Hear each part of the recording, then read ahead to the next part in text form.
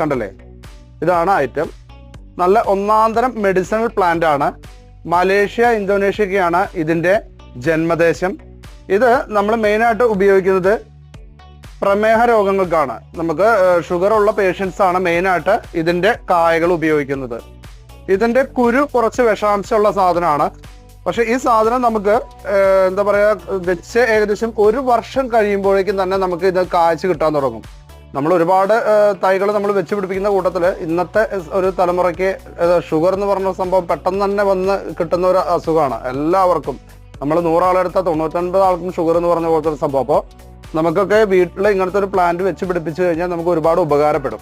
Okay, അപ്പൊ ഇത് കായ്ക്കാനുള്ള time എന്ന് പറഞ്ഞാൽ 1 വർഷമാണ്. 1 വർഷം മതി കായ്ക്കാൻ. കായ്ച്ച് ഏകദേശം 2 മാസം ആകുമ്പോഴേക്കും നമുക്ക് എന്ത് ചെയ്യും, കായ പഴുത്ത് ഇതുപോലെ കിട്ടും.